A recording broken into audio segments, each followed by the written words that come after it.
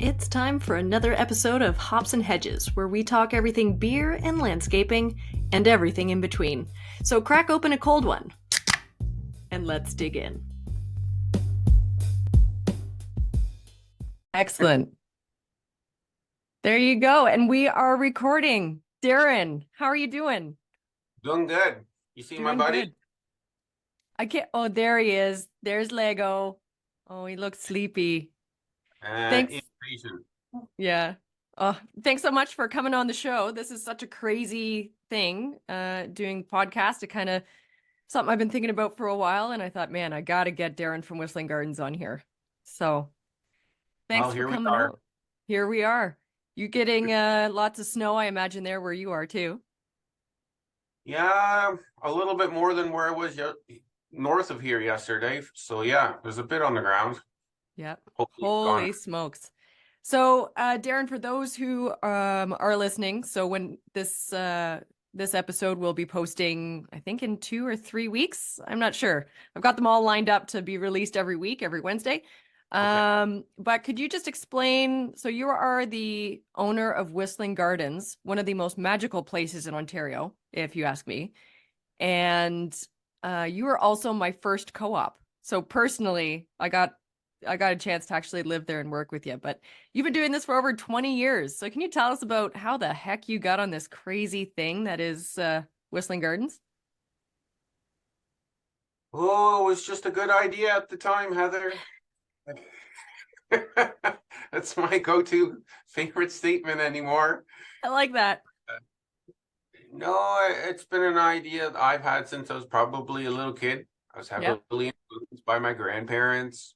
They're both avid gardeners, and yeah, it's stuck because here I am. I'm still gardening, just not so much today.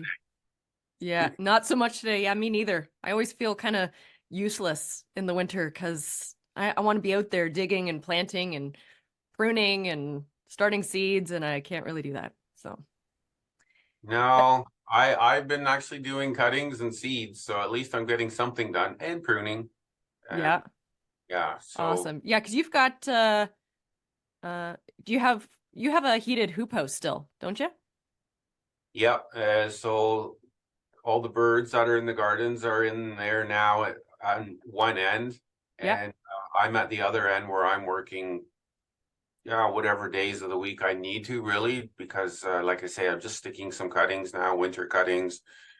I'm putting in seed. And I'm actually starting to graft trees again in a few weeks. So wow, not ready to go. So lots of things are always on the go. There's no end to it. Holy smokes. And so for anybody who hasn't been to Whistling Gardens before, number one, do it. Just make sure you do it. But you have an aviary there. And so how many birds do you have there now? Oh, currently there's about 65, maybe 70 birds. Oh my gosh. That's crazy. Some of them in the spring are destined to be going to other homes. Yeah. Because as you know, things start to populate themselves in the spring. So right. I have a few young ones that I kind of want to let them have a new place to live. Okay. Very cool. And I don't like to have many more than that. That's enough. That's a lot of birds. Yes, it is. So, and then you've got you have a swan. Yes, Brutus is in the Marriott too right now. Brutus. Oh my God. The Marriott? Is that what you'd call the heated hoop house? Yeah. That's hilarious. Oh my gosh, the Marriott. Oh, that's so funny. Yeah, Lego helped me get them. Yep. Yes. So that was a good job. Took us about 15 minutes to round them up. That's pretty impressive. Yeah, 15 minutes? Pretty excited. Because normally he knows that he wants to herd them, chase them around a bit, but he knows he's not allowed to do that except for 1 week of the year. Yep. So and he's like, okay, let me at him. I got this, Dad. Stand back and watch. Yeah. Too funny. I remember something too about you starting. I remember you telling me about, because you were working at another nursery, right? Yes, I was working in Linden, Ontario. In So I was, Linden, Ontario. yeah, I was working back and forth, well, working both jobs, traveling back and forth every day. It was a tough. Holy. Yeah. So yeah, I don't want to revisit that kind of situation anymore. Right. But you started bringing back your own plants, right? Yeah, I already had a menagerie of plants to begin with, because Yep. just like other plant fanciers, I was collecting plants at different garden centers and nurseries and online back when that was really new 20 years ago. Yeah. And yeah, they all had to come here. And eventually I had to wait till the lease of the land was done, and Yep. then I could start designing and planting gardens. Man, that is so cool. So, yes, when you were there this past fall, I've been revamping the picnic area. Yep. Just to give you an idea of how fast these trees are growing, I just cut down a 57-foot maple tree, and it's only 12 years old. It was Man, unbelievable. It's a lot of firewood. It was it a is lot, a lot. lot Holy of, smokes. I swear there's something magical about that place. And between the place, the soil, and you've got probably one of the best green thumbs out there because everything there just grows.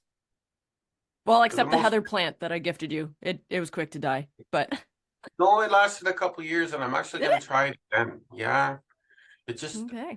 um, I'm actually going to order some more, because Very cool. I think we had pretty much the right spot, just not quite enough sun. Yep. And now, after so many years, the place is really growing up. Yeah. So there's all these little microclimates, and the wind can't get in there like it used to. So even on the most brutal days, it's generally not too bad to be in the gardens. Yep.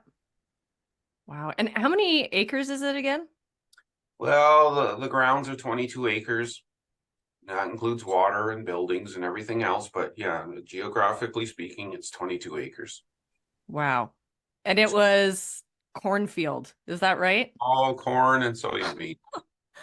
Holy smokes. And just to it, a podcast can't really do it justice. You got to go. You can't, pictures aren't going to do it justice. You got to go. So, Yep, just whistlinggardens.ca. There's being stuff added to it actually now, yep. and it'll be added throughout the winter. I'll give So you some good. Wilsonville, for those who don't know, is in between. I always explain to people that it's in between Brantford and Simcoe, also known as the middle of nowhere, but Or the center of the universe if you live in Wilsonville. or That's, center of the universe. that's what the locals say. That's what the locals say in Wilsonville, center of the universe. I like that. So before we get into more talking about plants and stuff, because I'm really excited to talk to you about plants, let's talk about the good stuff, which is beer. I don't know if it's too early for you or not. It's not too early for me. Well, what's the beer you're drinking? What is the one I you don't have like? anything right now. That's okay. I do. So I won't leave people hanging, but Oh, good for you. No, I can't play yet. I still have work to do today. yeah. So yeah, I generally drink German imports and Austrian imports, Polish imports. I like those beers. And yeah, I like experimenting and trying different ones for sure. So there's a Nice. couple little breweries, like microbreweries around us, and I'm Yep. always interested in yeah, just sampling them and checking them out. And actually this summer, if all goes well, we might actually have a beer fest here in the gardens. Oh man, All I the would local, so be there. yeah, so all the local breweries would be here and set up, and you could purchase their products and try them out. Very So cool. we're hoping that's gonna fly this summer. It would probably be in September, I guess. Excellent. Yeah, so just stay tuned. Social media and website details will be forthcoming if that really does get solidified. So it's Yeah. kind of nice.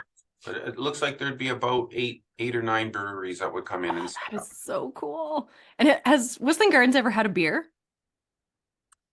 Like, Uh, when you work with a local brewery and they can create something and they call it, Whistling Gardens or no. The brewery. Wow, that's hard to say. I started drinking. But the brewery that is in Waterford is the one we work with, and they're called Yep. Wishbone. Wishbone. Very Yeah, and cool. they got quite a few different brands or labels now that Yeah. they've working on. So they're quite And popular. what's the one I'm trying to think? Because whenever I drive out to Whistling Gardens, we usually make a day of it, right? So me and all my girlfriends, we hop in one of our cars and we come down, go to Whistling Gardens.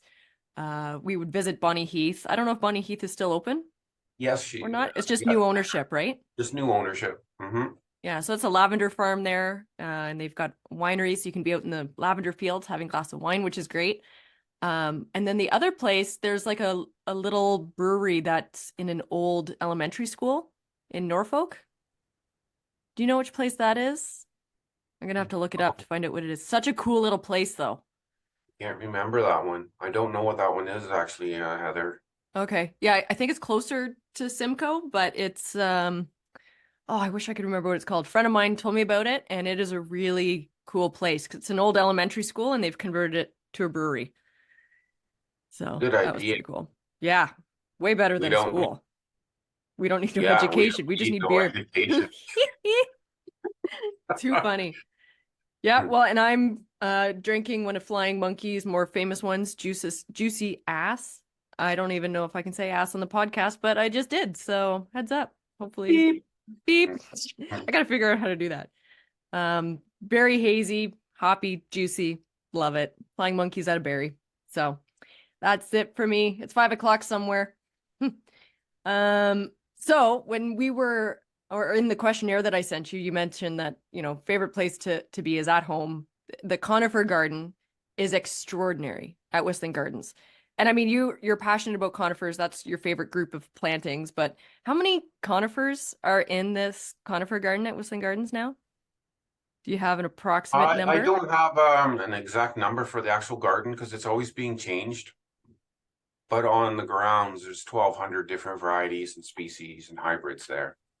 I've actually been whittling away at it a little bit because we're making room for other plants. Yep. And just with the changing climate and how things seem to be behaving for longer periods of time in terms of humidity or these stretches of heat or drought, Yep. it's starting to affect certain species of plants.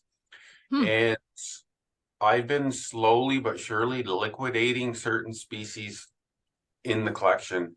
And now I'm replacing them with not necessarily another conifer. It could be a Japanese maple or dogwoods or peonies, something Yep. to that effect. So that's kind of what I've been shifting to. I've been watching it for a while, and I was at a conference in the fall. There was other people in the Midwest states are also kind of saying similar Yep. things that I've been witnessing. And Hmm. I feel that that trend is going to continue. So I just have to, it might help actually in some regards, help with the zones that I can plant things that I've always had a slight challenge with. Right. Certain varieties of Japanese maples can be a bit tender, and Yep. rhododendrons. We're putting some more rhodos in the ground with different species of azaleas. Hmm. And who knows, maybe that will be something I gravitate towards a bit more just because other things are not having as much fun in this climate as they used to. Right. One that comes to mind is the Cyodopetus, the Japanese Yeah, umbrella pine, I think is yes, the common yes. name for it. Because you've got one at Whistling Gardens that's been there for a while. I've got a few of them. I've got a golden one. I've got a couple dwarf types. I've got a very narrow conical one.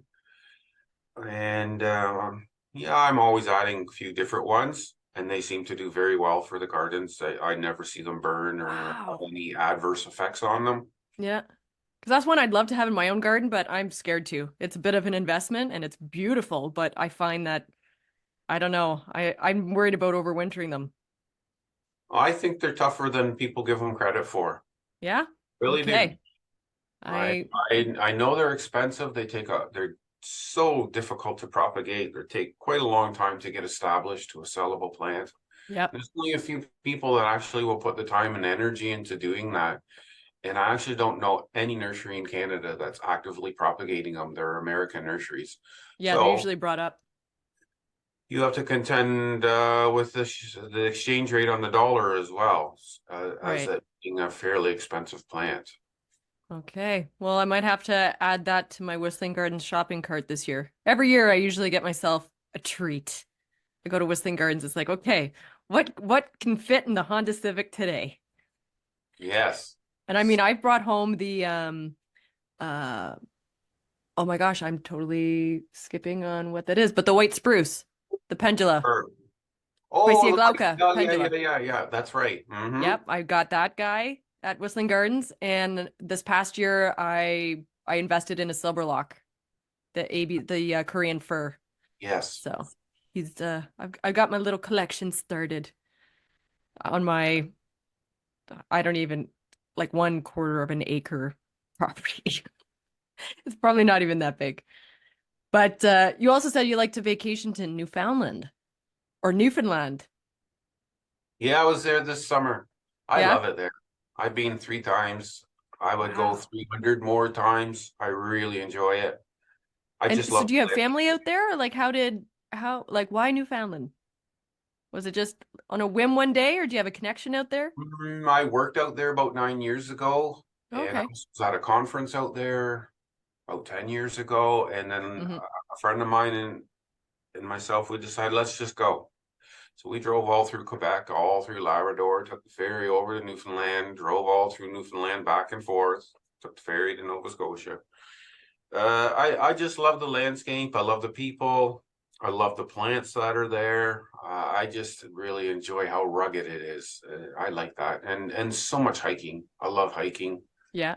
My dog and I, we love that. That's our weekend to ourselves. That's the boys' Oh, weekend out when boys weekend out. yeah, we go somewhere and we just camp out and we go hiking. And I love that. I yeah, haven't I like. been to the East Coast yet. We did the RV trip, I think 2 or 3 years ago now. We took the RV out, the same group of ladies that comes out to Whistling Gardens. We all rented an RV and drove out to BC and then flew home. And so our next one, we're planning to do the East Coast. So we'll see how far we can get because certain places you're actually not allowed to drive an RV, like Montreal. I think it was Montreal that was on the list that it is an RV free city. Well, you can always just go around it. I forget the name of the road, but just before you get into Montreal, you can take Kind of. the highway and you can take it's a bypass of the city, Okay.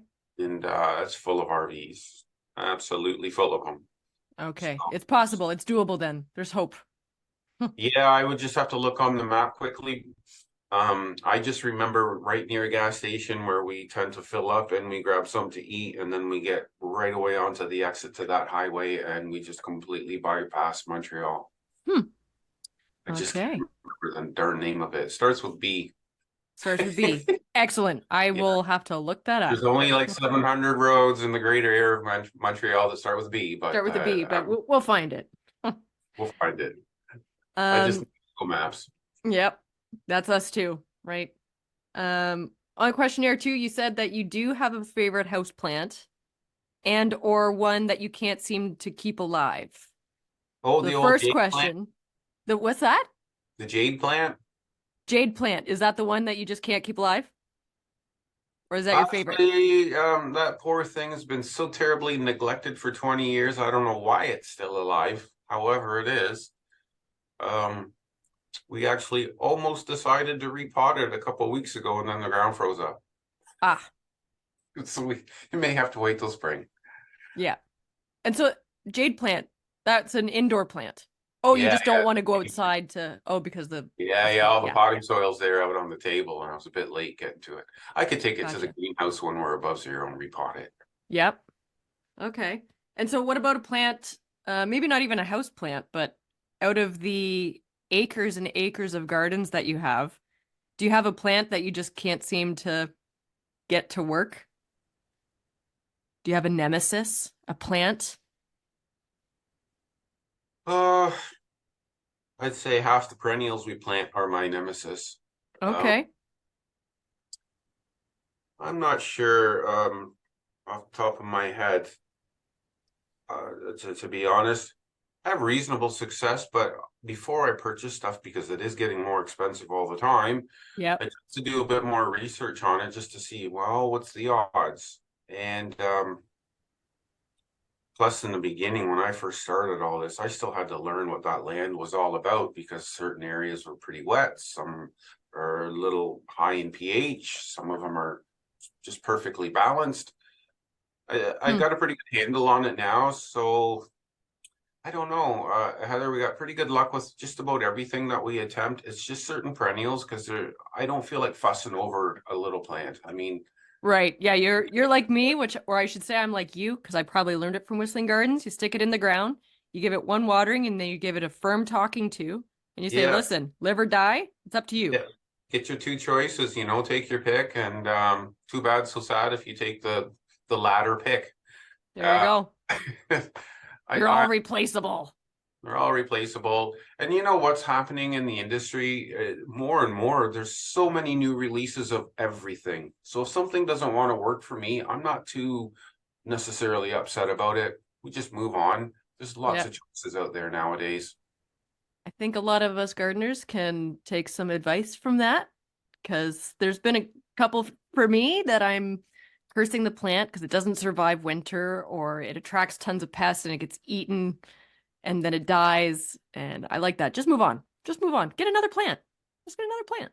Yeah, I try not to be too attached to anything anymore. I'm not quite the same tree hugger I used to be. Mm-hmm. If you're old and ugly, out you go. And if you're kind of ratty and you just don't feel happy all the time, out you go. Yeah. I've kind of lost my patience with certain things. And Right. it's also with the understanding that I truly believe there's a trend happening right now where the climate is behaving in a way that not all plants are really conducive to that change. Mm-hmm. They're not adapting as quickly. As quickly as the climate's changing, right? Correct. So I remember the year that I worked at Whistling Gardens and lived there, seeing the foxtail lilies. And I have never seen them before or since anywhere else. And to me, that was such a magical plant. I know that's a tough one. I think you told me they have like a 50% success rate. So if you want Yeah, 12, I you have a don't plant hard time 50. with them. They're definitely finicky. Mm-hmm. Um, Honestly, I think I know if I wanted to put the energy and time into it, I think I know how to keep them going successfully year after year. But after 2 seasons, they tend to just peter out, and that's the end of them. And Right. that's getting on the border of having a fancy annual. Yep. It's a little fancy. It's a little fancy, a little expensive to keep. I mean, so much time and so much money to have to maintain them. But because they Right. don't like wet feet, right? So if they get a little bit too wet, like they're done for.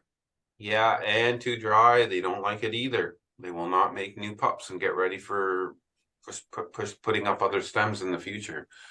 Wow. So you can't have the two extremes. It needs to be really in a situation where either you're going to put the time and energy into it to give it what it really wants, or maybe just take a picture and put it on your desktop and your computer and admire it that way. I like that. I think that's what I will have to do. Um, something else too. So I always like asking people about their favorite pieces of equipment. So what's yours? Out in the garden, what's your favorite? Favorite piece of equipment? My golf cart. Now, does that have a name? I mean, if the heated hoop house is the Marriott, you got to have a name for the golf cart. No, I don't. I don't. Sometimes we call it the Gator, but no. Seriously though, I've kind of gotten away from almost all motorized equipment. Everything switching into batteries. Yep. I happen just to go towards DeWalt myself because I have a friend who's a dealer of it, and it just makes life convenient for me. Yep. If I need a product that isn't typically stocked, he can order it in for me, and I like it. The batteries are all compatible with each other. They're quiet. That allows us to keep working in the gardens during open times without making all this noise. Right. And they're generally lighter, which my elbows are very thankful for. So pole pruners, chainsaws, pole pruners with hedge trimmers on them, lawn edgers, all these are done with battery operated tools now. And Wow. I like them. And we Yeah. got blowers, big blowers now. That's just the latest thing I picked up a couple weeks ago, which is good for keeping snow off of your poly houses. So I Yeah. don't have to go up there with a snow shovel and try to get it all off if it starts to drift. Mm-hmm. Just use the big heavy duty blower and blow it all off the houses. Yep. And it's good for leaves. It's good for the staircases where the fountains are, keeping everything nice and clean. Hmm. And So and you guys are a no-till garden as well, generally, no. right? Like And you don't use mulch. yeah, we do. We do actually use quite a bit now. Do you? Um, so when I first moved to the gardens, I didn't really want to use mulch too much because I noticed right away when we were planting out, especially perennials or small plants, whether it was a tree, shrub, something like this, the voles would come in and they would just girdle them. The Ah, perennials would be totally gone, and a lot of the young little trees would be girdled, and then, well, you rip it out and you start all over again.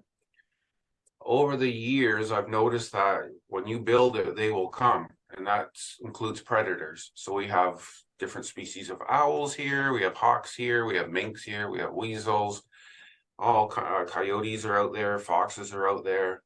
And so they help keep that population under control, and it really has allowed me to start mulching gardens, which does save a lot of time maintenance wise with yeah. hoeing and weeding, that kind of thing. Holy smokes. Yeah, that's a lot of acreage to be out there pulling weeds. It sure is. I often think when if I'm talking with a client or a friend or whoever and they talk about weeding their front garden, and it's just so much work and it's, you know, and I just look at them like that's not weeding, honey. That's Yeah, sweet, Carl and but I would that's be not done. weeding. We'd be done in a dozen minutes. Yeah. Oh man. And so you guys you start bright and early, 7:30, which is actually not very early. I'm kind of surprised. I thought you guys would be out there a lot earlier. But you guys are often out there late. True. 7:30, that gives us 2.5 hours to kind of do the chores we need to do before we open up to the public. Yep. But for me, I'm always stuck in the office for a while in the morning. I usually start at about quarter to 7, 6:30 in the morning, but it's on the computer. There's Right. all there's emails, text messages, phone calls, all that good stuff when it comes to running a business. So I actually don't garden near as much as I used to. Mm-hmm. I do have a volunteer that comes in, and she comes in on Wednesdays, and I try to have a Wednesday as my gardening day of the week, where I'm actually gardening. It's Nice. it's it's it, it's just challenging. There's so many things on the go all the time. I don't really get to play with plants as much as I used to.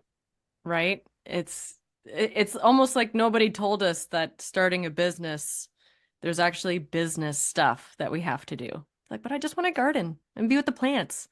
Oh, Yeah, but there's emails and there's text messages and you do speaking engagements too, right? So you're all over doing that, both virtual and in person. What's the farthest you've ever gone for a talk? I just did one in Victoria. So I was at Bouchard Gardens and I did a big talk there at a conference. No way. Yes. Oh my So gosh, that's so awesome. all the gardens from around the world had to hear what I was doing with my life. So Heck yeah. Well, congrats. Longwood, That's awesome. yeah, Longwood Gardens was there, and Kew Gardens was there, and Atlanta Botanical Gardens, Oh the my garden gosh. by the bay from Singapore was there. So it was a Holy. big conference. It was a lot of Oh fun. man. That sounds awesome. And so when you're I'm kind of jumping all over the place here, but that's how my brain works. I get all excited. But so when you're open to the public, how many people or what's generally the volume of people that come through? Do you have an idea? Yeah, so peony season is definitely our peak period of visitation. No doubt about it. When you have 1,200 different kinds of peonies there, the word gets out and people come from everywhere. Yep. We can have a few hundred a day. Depends on weather, of course. Yep. Uh, but generally, that's our peak time for about 6 weeks. Our first peony bloomed already at the end of April last year. So this year, Mm-hmm. I'll be curious to see when she opens up this year. She's always within 5 or 6 days every single year. Interesting.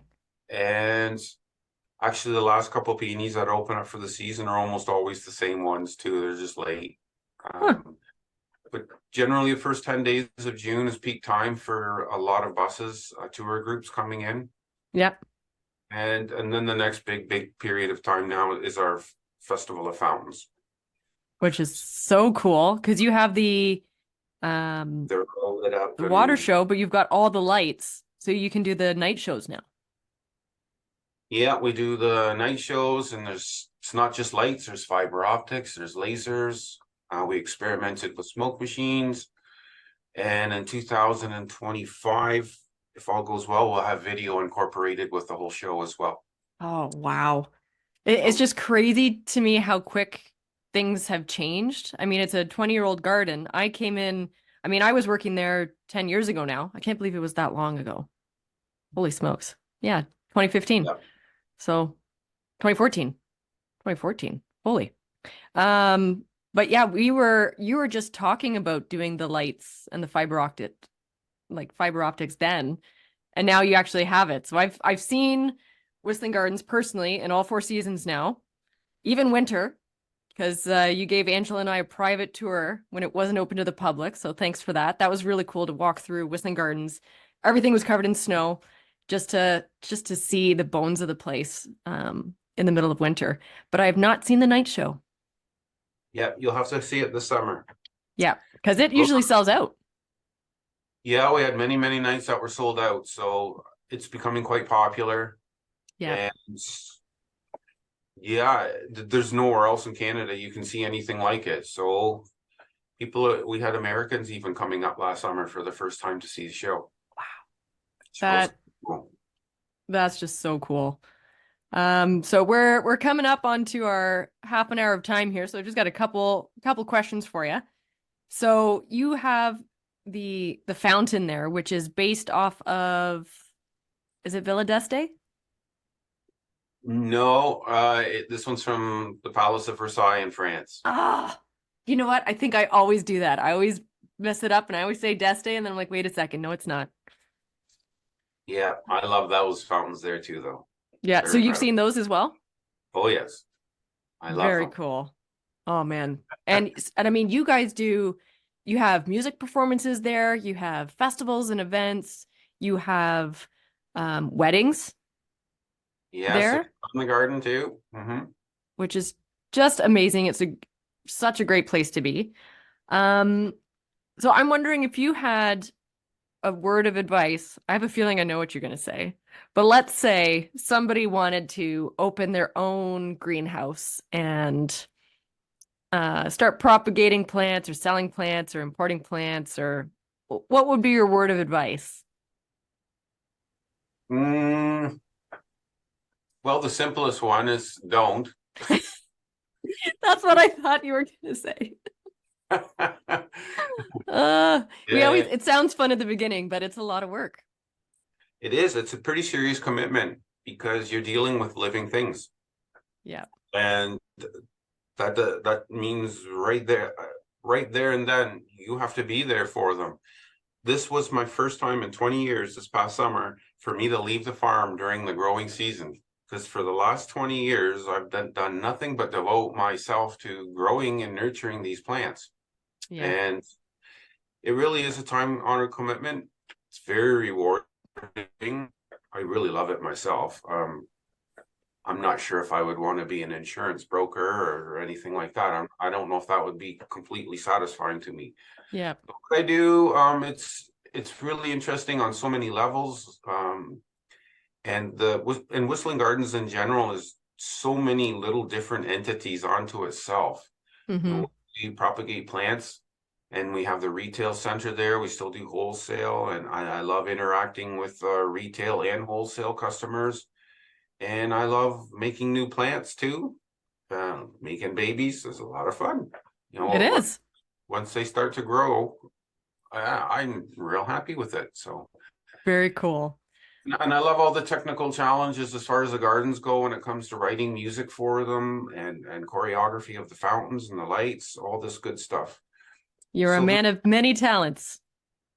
Well, I really enjoy it, and I always like learning new things. And actually today, before I came on here, I'm starting to build an online store. So awesome. It's given me somewhat of a headache, but anyway, I'll get it figured out sooner or later. I believe in you. I know you will. And then lastly, do you have a garden book that you would say comes to mind as either being something that people should look into or something that you enjoy having in your library and revisiting? Well, I think when I was in that designing phase of the gardens and looking for ideas and traveling throughout Europe and much of the world for that matter, I stumbled across a book when I was at Longwood Gardens in Philadelphia, or outside of Philadelphia there. It's called The House of Boughs. The And House of Boughs. it's just from A to Z, and it does a lot of the designs that were used historically. It focuses on modern designs as well, but predominantly it just focuses on ideas, and it gives you so many examples of architecture and garden designs and plant workings that are still used today. And I really like that book. I actually don't read. I don't read very many gardening books at all. You're a little busy, you know? It's just I do it all day long. I don't want to read about it so much at night unless I got to get into the Michael Durr book, because I want to know something about a specific plant, like what makes it tick or what's wrong with it. Yep. What's the odds of me successfully growing it here in my climate? So that book is a great reference book too for plants, just plants on their own. Excellent. Well, I think that wraps up for this episode of Hops and Hedges. Mr. Darren Heimbecker from Whistling Gardens. And Whistling Gardens, you can see online. They've got socials. They're on Facebook, whistlinggardens.ca. It is .ca, right? I think is the website. Excellent. Yeah. So be sure to check them out, and we will see you next week. Thank you.